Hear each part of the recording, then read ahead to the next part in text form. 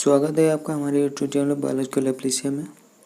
इस वीडियो में TGT PGT से संबंधित जो प्रैक्टिस पेपर है उसको हल करेंगे और इसमें से जूलॉजी का पोर्शन लिया गया है। ठीक है, जूलॉजी सब्जेक्ट या जंतु विज्ञान से क्वेश्चन लिए गए हैं, तो इस पेपर को हम हल करेंगे।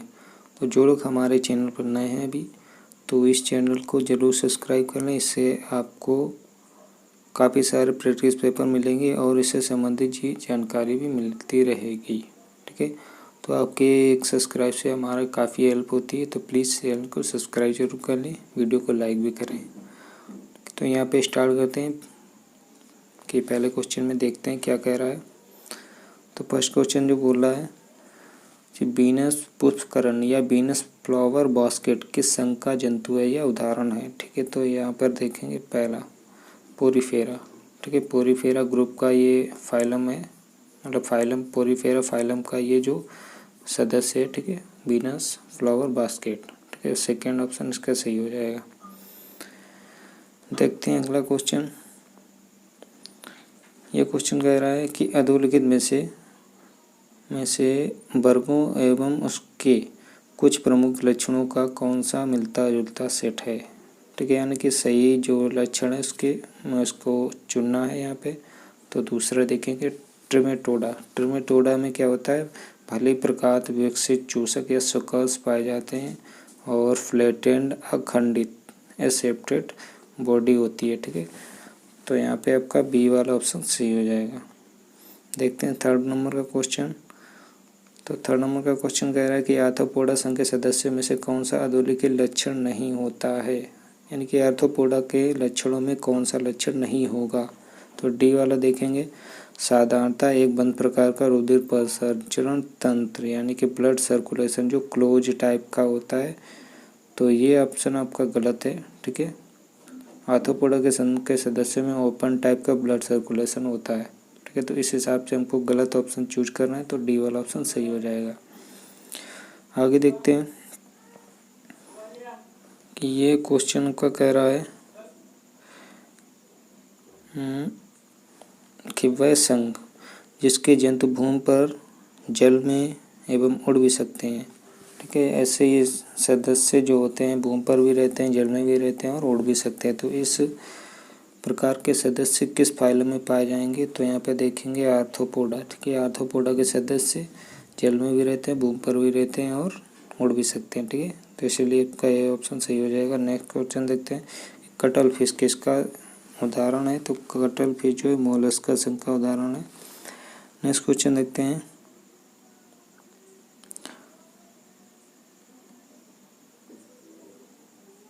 नेक्स्ट क्वेश्चन जो है मुक्त जीवी प्लेटिल हेलमिंथीज हैं, यानी ये स्वतंत्र जीवी प्लेटिल हेलमिंथीज कौन होते हैं। तो टर्बिलेरियंस होते हैं, टर्बिलेरिया ग्रुप के होते हैं। ठीक है, तो ये वाला जो ऑप्शन है वो सही हो जाएगा। नेक्स्ट क्वेश्चन है मनुष्य का पूर्वज जो पहली बार सीधा खड़ा हुआ है वह कौन था। तो ऑस्ट्रेलोपिथेकस। ठीक है, ये पहला ऑप्शन सही हो जाएगा।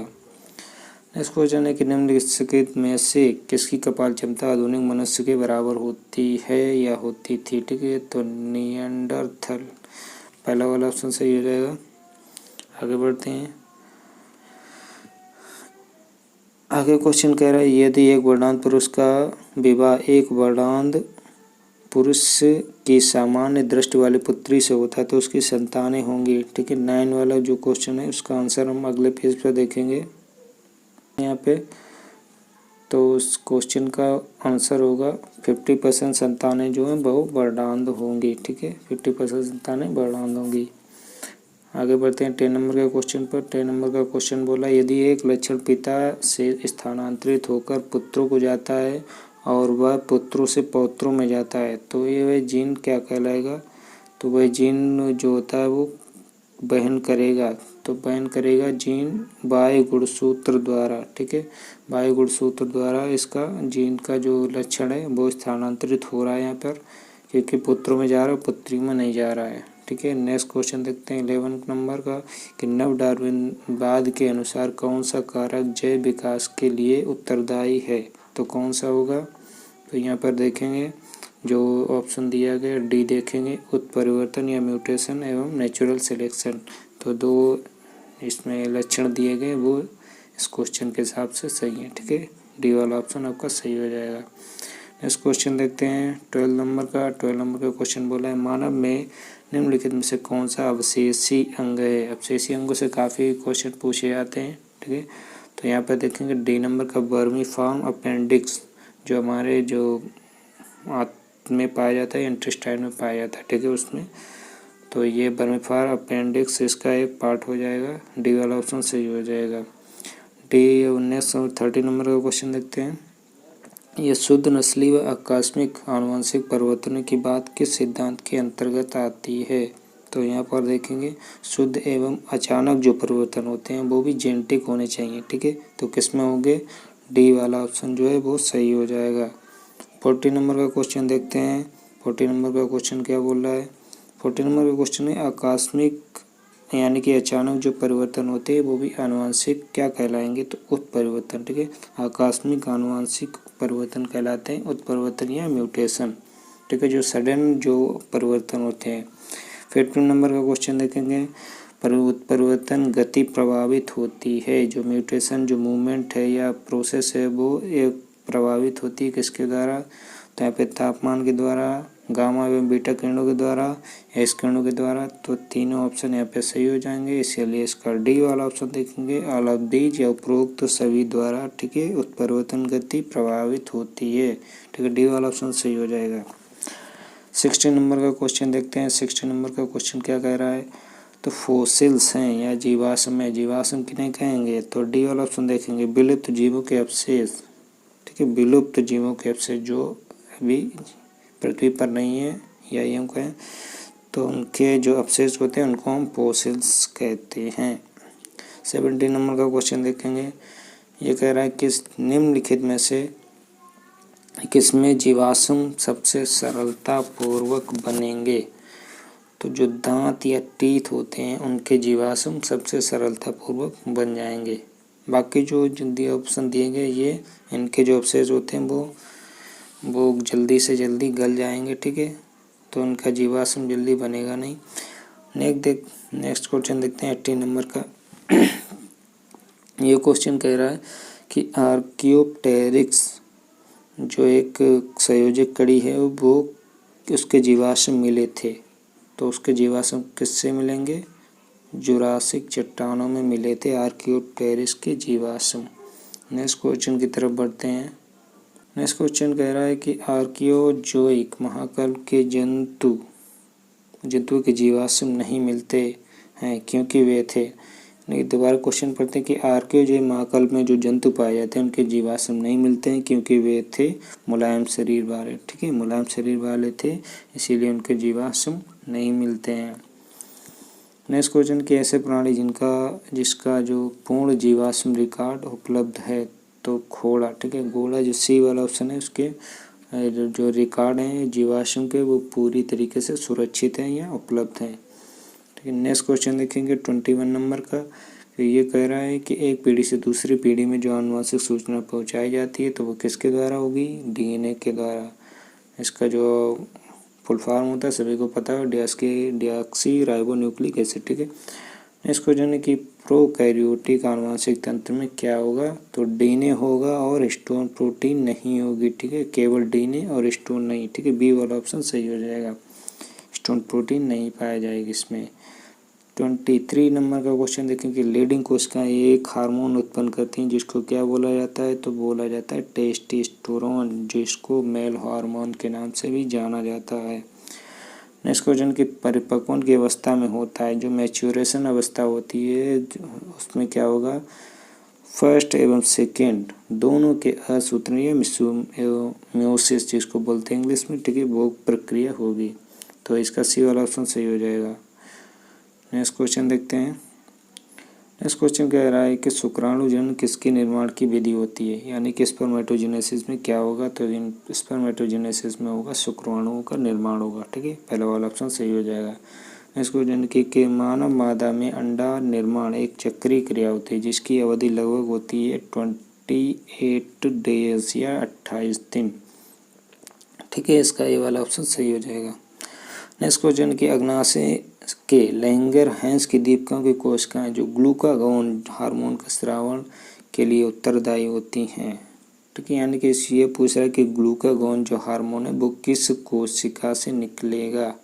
तो यहाँ पर देखेंगे अल्फा कोशिकाएं होती हैं, ग्लूकागॉन का हार्मोन का स्रावण करती हैं। ठीक है, नेक्स्ट क्वेश्चन देखते हैं कि कोई जंतु जो होता है क्रोधित होकर लड़ना चाहता है तो कौन सा हार्मोन स्रावित होता है। तो यहाँ पे देखेंगे एड्रेनालिन, पहला ऑप्शन इसका सही हो जाएगा। ठीक है, आगे देखते हैं 29 नंबर का क्वेश्चन।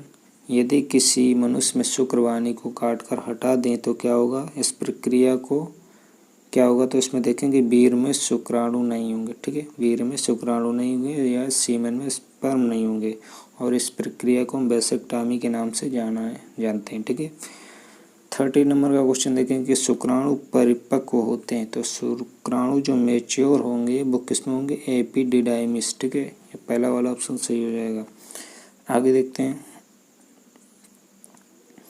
ये क्वेश्चन कह रहा है कि शुक्राणु के शीश में होता है तो शुक्राणु के जो शीश या हेड होता है वहाँ पे क्या होगा, न्यूक्लियस होगा, केंद्रक होगा। ए वाला ऑप्शन सही हो जाएगा। आगे क्वेश्चन की तरफ बढ़ते हैं। ये क्वेश्चन कह रहा है कि नर और मादा युग्मकों के संलयन या फ्यूजन को कहा जाता है तो क्या कहा जाएगा, युग्मक संलयन। ठीक है, युग्मकों का संलयन अगर ऐसे में युग्मक का संलयन हो गया। ठीक है, ये वाला ऑप्शन सही हो जाएगा। नेक्स्ट क्वेश्चन कि सम युग्मक या आइसोगैमेट्स जो होते हैं तो वो कैसे होंगे। ठीक है, तो यहाँ पे देखें आकार के रूप में एक जैसे होंगे, बाहर से एक जैसे दिखेंगे। ठीक है, आगे बढ़ते हैं 34 नंबर के क्वेश्चन पर कि अनिषेक जनन या पार्थिनोजेनेसिस जो होता है कि घटना शब्द का प्रयोग तब होता है जब होगा बिना गर्भाधान के अंडे में विदलन या क्लीवेज होता है। ठीक है, सी वाला ऑप्शन सही हो जाएगा। नेक्स्ट क्वेश्चन है कि शिशुओं के जन्म देने वाले जंतु कहलाते हैं। शिशुओं को जो जन्म देते हैं उनको क्या बोला जाता है, तो वाइविपेरस या जरायुज। ठीक है, इंग्लिश में वाइविपेरस, जो बच्चों को जन्म देते हैं उनको वाइविपेरस बोला जाता है या जरायुज बोला जाता है। ठीक है, नेक्स्ट क्वेश्चन देखते हैं। ये क्वेश्चन है कि मधुमक्खी की रानी मक्खी जो होती है वो निषेचित अंडे देती है जो मादा रानी या श्रमिक में विकसित हो जाते हैं, और अनिषेचित अंडे जो होते हैं जो क्रोमोसोम N=16। ठीक है, क्रोमोसोम उसके होंगे तो किस में विकसित होते हैं। ये जो अनिषेचित अंडे होते हैं उनसे क्या बनता है, इस एक टाइप का क्वेश्चन ये पूछा है। ठीक है, तो अनिषेचित अंडे जो होते हैं उनसे ड्रोन्स बनते हैं या नर बनते हैं। ठीक है, नर जो मक्खियाँ होती हैं उनको ड्रोन भी बोला जाता है मधुमक्खियों में। तो ये बी वाला ऑप्शन सही हो जाएगा। ठीक है, 37 नंबर का क्वेश्चन देखते हैं कि बहुत से स्तनियों में वृषण अंडकोश में शरीर गुहा से बाहर रहते हैं। ये अक्सर कर देखा गया है। तो वृषण जो टेस्टिस होते हैं वो बॉडी के बाहर ही लटकते रहते हैं। ठीक है, तो ये क्यों होते हैं, तो यहाँ पर देखेंगे शुक्राणु जनन शरीर तापमान से कम तापमान पर होता है। ठीक है, तो जो शरीर का तापमान होता है अपना, तो उस तापमान पर शुक्राणु जनन का निर्माण संभव नहीं है, इसीलिए इनका निर्माण कम ताप पर होता है, इसीलिए शरीर के बाहर पाए जाते हैं टेस्टिस। ठीक है, स्क्रोटम थैली में लटके हुए। नेक्स्ट क्वेश्चन देखते हैं। ये क्वेश्चन कह रहा है कि किसी महिला के चेहरे पर बाल उगाए हैं तो उसके प्रभाव के कारण क्या हो सकता है। ठीक है, उसका प्रभाव का कारण क्या हो सकता है, तो हार्मोन। ठीक है, हार्मोन इम्बैलेंस हो जाएगा, इसीलिए महिला के चेहरे पर बाल उग सकते हैं। ठीक है, तो हार्मोन इसका रीजन हो सकता है, तो सी वाला ऑप्शन सही हो जाएगा। नेक्स्ट क्वेश्चन है, नेक्स्ट क्वेश्चन बोल रहा है कि निम्नलिखित में से पिट्यूटरी हार्मोनों का नियंत्रण हाइपोथैलेमस द्वारा होता है। तो इसमें से कौन कौन से हार्मोन्स शामिल हो सकते हैं, तो LH luteinizing hormone, SATH adrenocorticothyroid hormone और TSH। ठीक है, थायरोस्टिमुलेटिंग हार्मोन। तो ये 3 टाइप के हार्मोन जो हो गए वो इससे संबंधित हो जाएंगे, तो इसका डी वाला ऑप्शन सही हो जाएगा। नेक्स्ट क्वेश्चन है कि जिस जल में टेडपोल है, ठीक है, टेडपोल मेढक की जो शिशु अवस्था होती है, ठीक है, उसी को टेडपोल बोला जाता है, यदि उसमें थायराइड का निचोड़ मिला दें। ठीक है, थायराइड का निचोड़ मिला दें जिसमें कि आयोडीन की मात्रा, आयोडीन जो होती है उसकी मात्रा अधिक से अधिक होती है। ठीक है, तो क्या होगा, तो यहाँ पे हम सी वाला ऑप्शन देखेंगे, कायांतरण शीघ्रता से होने लगता है। ठीक है, तो कायांतरण को मेटामॉर्फोसिस भी बोला जाता है इंग्लिश में, तो इसका सी वाला ऑप्शन सही हो जाएगा। ठीक है, आगे देखते हैं कि सिक्रीटिन जो पदार्थ होता है, जो सिक्रीटिन किसकी क्रिया को प्रोत्साहित करता है। ठीक है, तो सिक्रीटिन जो अग्न्याशय पैनक्रियाज की क्रिया को प्रोत्साहित करता है या स्टिमुलेट करता है। नेक्स्ट क्वेश्चन कि प्रोटीन हार्मोन के संवेदांग स्थित होते हैं, तो डी वाला यहाँ पे ऑप्शन देखें, कोशिका सतह पर। ठीक है, नेक्स्ट क्वेश्चन की तरफ बढ़ते हैं। ये क्वेश्चन कह रहा है कि फॉलिकल उद्दीपित करने वाला हार्मोन निकलता है। ठीक है, फॉलिकल जो स्टिमुलेटिंग हार्मोन होता है FSH, तो वो हार्मोन कहाँ से निकलेगा, तो पीयूष की अग्र ग्रंथि से या अग्रपाली से। ठीक है, नेक्स्ट क्वेश्चन है कि यदि गर्भाधान हो चुका है तो स्त्रियों में कौन सा हार्मोन स्रावित होना चाहिए या होता है। तो ये क्वेश्चन का आंसर देखते हैं। यदि किसी स्त्री जो गर्भित हो चुकी है तो उसमें जो हार्मोन का स्रावण होने लगता है यूरिन के साथ में, तो वो कौन सा होगा, ये कोरियोनिक गोनेडोट्रोपिक हार्मोन। ठीक है, CGH। तो यहाँ पे डी वाला ऑप्शन सही हो जाएगा। नेक्स्ट क्वेश्चन है कि अपने शरीर के किस भाग से निकले स्राव से मकड़ियाँ जाल बनाती हैं। ठीक है, तो जो जाल सा बनाती हैं वो किस भाग से उसका स्राव निकलता है या पदार्थ निकलता है, जिस भाग से उस भाग को पूछा गया है। तो यहाँ पे डी वाला ऑप्शन देखेंगे, उदर के पश्च भाग जो पोस्टीरियर एंड होता है। ठीक है, वहाँ से आपका एब्डोमेन के पोस्टीरियर एंड से ये स्राव निकलता है, वहीं से मकड़ियाँ अपना जाल बनाती हैं। तो डी वाला ऑप्शन सही हो जाएगा। नेक्स्ट क्वेश्चन है कि पर्ल ओयस्टर में मोती बनता है। ठीक है, जो मोती उद्योग होता है उसमें मोती जो बनते हैं, पर्ल ओयस्टर पिनिक्टाडा वल्गेरिस जो उसका साइंटिफिक नेम होता है, तो उसमें मोती बनता कैसे है, तो डी वाला ऑप्शन देखेंगे, त्वचा में धसे किसी बारीक कण के चारों ओर जो पदार्थ का स्रावण होता है उसी से मोती बनता है। ठीक है, और बाकी जो ऑप्शन दिए गए वो सब गलत हैं। नेक्स्ट क्वेश्चन देखते हैं कि भ्रूणी परिवर्धन के समय आंतरिक कंकाल एवं मांसपेशियों का जो निर्माण होता है। ठीक है, आंतरिक कंकाल इंटरनल जो स्केलेटन होता है और मसल्स का निर्माण जो होगा एम्ब्रियोनिक डेवलपमेंट के समय वो किस स्तर से होगा, तो मध्य चर्म से या मेसोडर्म से। ठीक है, सी वाला ऑप्शन सही हो जाएगा। नेक्स्ट क्वेश्चन कि 48 नंबर का क्वेश्चन है कि अंडे के अपूर्ण विभाजन के समय जो विदलन होता है उसको कहते हैं। तो जो अपूर्ण विभाजन के समय विदलन होगा तो उसको कहेंगे अंशभंजी। ठीक है, या पूरी तरीके से विभाजन नहीं होगा। ठीक है, नेक्स्ट क्वेश्चन की तरफ बढ़ते हैं। तो ये क्वेश्चन कह रहा है कि विदलन के दौरान या क्लीवेज के दौरान भ्रूण के आयतन में क्या होगा, कोई भी परिवर्तन नहीं होगा या कोई वृद्धि नहीं होगी। ठीक है, तो इसमें ए वाला ऑप्शन सही हो जाएगा। 15 नंबर का क्वेश्चन देखते हैं कि किसी आधार वस्तु से चिपके रहने वाले जंतुओं में प्रायः क्या होता है, जो जंतु होते हैं किसी आधार वस्तु से चिपके रहते हैं उनमें अरिसमित पाई जाती है, रेडियल सिमेट्री पाई जाती है। ठीक है, तो इसका सी वाला ऑप्शन सही हो जाएगा। 51 नंबर का क्वेश्चन देखते हैं, ये क्या कह रहा है, तो ये कह रहा है कि यकृतकृमि या लीवर फ्लूक की जो लाइफ साइकिल होती है वो उसकी प्राथमिक जो पोषक के लिए संक्रामक अवस्था है वो कौन सी होगी। ठीक है, तो यकृतकृमि के लिए जीवन वृत्त की वह प्रावस्था जो प्राथमिक पोषक के लिए संक्रामक होगी वो कौन सी होगी, सिस्टी सर्कस प्रावस्था। ठीक है, तो ये इसका ए वाला ऑप्शन सही हो जाएगा। नेक्स्ट क्वेश्चन कि टेनिया तथा अन्य फीताकृमियों में आहार नाल नहीं होती है क्योंकि जो भोजन ग्रहण करते हैं वो त्वचा द्वारा या स्किन के द्वारा भोजन ग्रहण करते हैं, इसीलिए इसमें आहार नाल या एलिमेंट्री कैनाल नहीं होती है, इसीलिए इसका सी वाला ऑप्शन सही हो जाएगा। आगे देखते हैं। ये क्वेश्चन कह रहा है कि वेल के श्वसनांग या वेल में श्वसन किस अंग के द्वारा होता है, ये पूछ रहा है। तो यहाँ पर देखेंगे फेफड़े। ठीक है, लंग्स, वेल में जो श्वसन होगा वो लंग्स के द्वारा होगा क्योंकि वेल एक प्रकार का स्तनी है, कोई मछली नहीं है। ठीक है, नेक्स्ट क्वेश्चन देखते हैं कि एपिस्टेटिस क्या है।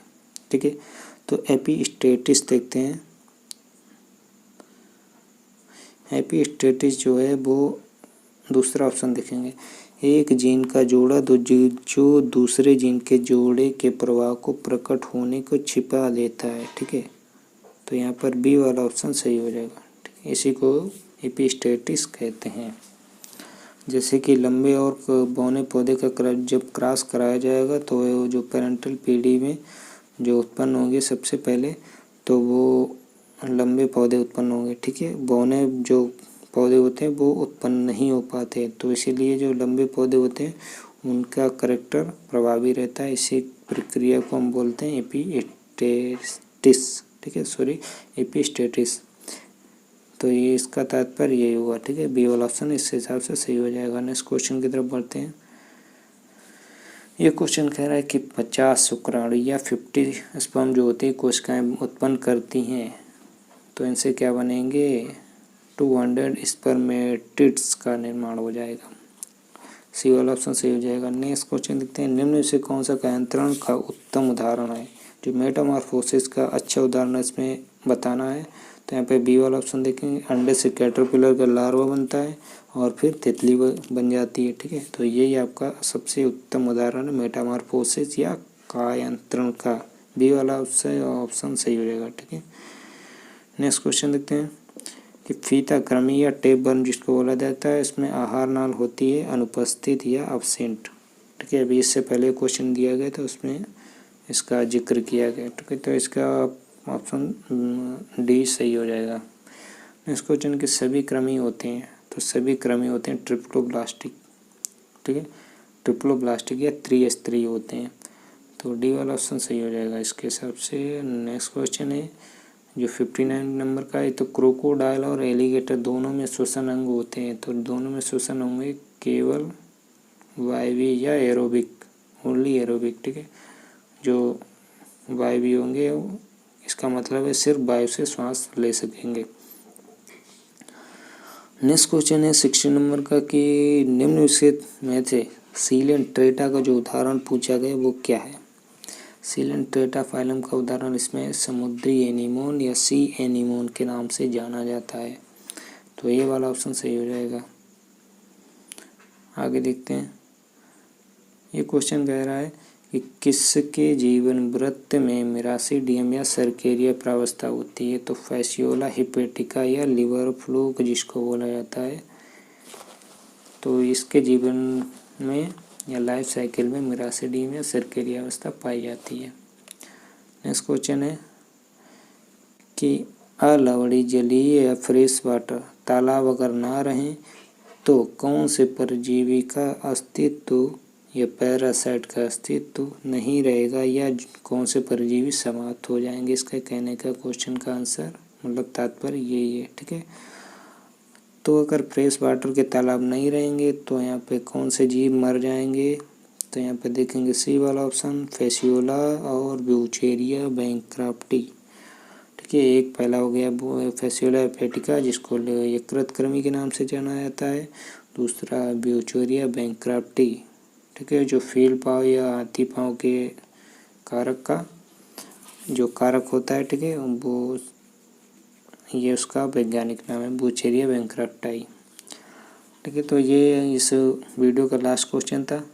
तो वैसे वीडियो प्राप्त करने के लिए हमारे चैनल को सब्सक्राइब जरूर करें।